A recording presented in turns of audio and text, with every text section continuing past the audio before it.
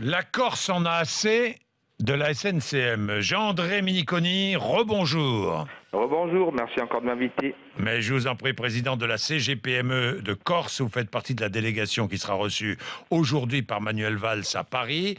Le Premier ministre a tapé du poing sur la table. Qu'est-ce qui s'est passé?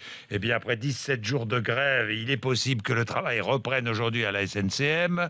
Le redressement judiciaire est repoussé, c'est-à-dire que le problème est repoussé à quelques mois.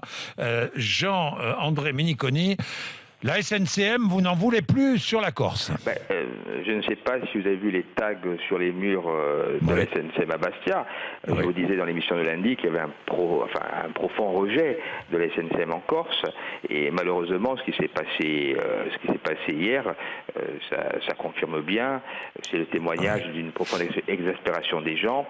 Donc moi, je ne sais pas vraiment ce qui s'est passé, mais cette compagnie sous cette forme-là, je pense qu'on en veut plus. Dites-le, vous n'en voulez plus. Je pense qu'on n'en veut plus du tout. Oui, j'ai compris. Voilà. Oui. Jean-André Miniconi, vous réclamez aussi des compensations financières. Alors, écoutez, c'est très simple.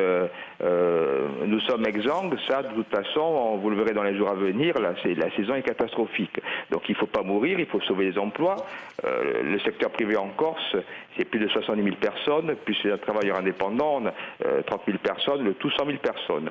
Le tourisme, 23 000 personnes. Donc là, il faut éviter les mises au chômage. Donc, nous allons demander des mesures d'urgence. La mesure urgente, la plus facile à mettre en place, c'est le report des charges sociales et fiscales, celle du 15 juillet, par exemple, concernant l'URSSAF.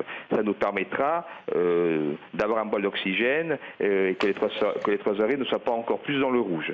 Ça, c'est l'urgence. Et puis, dans un second temps, il faut se poser, il faut analyser ce qui s'est passé dans cette saison, convenir de dédommagements financiers, parce qu'on a quand même une perte de saison, une perte d'exploitation qui sera énorme. On parle déjà de 230 000 passagers perdus à la SNCM. Peut-être que certains sont passés par d'autres lignes, mais 230 000 passagers, ça peut faire 80 millions d'euros de chiffre d'affaires. Donc les pertes seront énormes. Mais l'urgence, vraiment, c'est la trésorerie. Voilà, c'est la trésorerie. Eh nous verrons si le Premier ministre répond à votre demande. Merci à vous. Vous dites c'est simple, il faut que Toulon et Nice soient les ports principaux pour conduire les touristes en Corse. Alors, Toulon... Vous ne voulez plus de Marseille. Alors, attendez, en 30 secondes. Toulon, pour le port passager, ça existe déjà avec la Corsica Ferries. Mais nous, ce qu'on voudrait, c'est dans le cadre d'une réflexion globale, c'est plutôt de réfléchir sur les ports qui nous entourent, les ports les plus proches. Ce sont par exemple les ports italiens.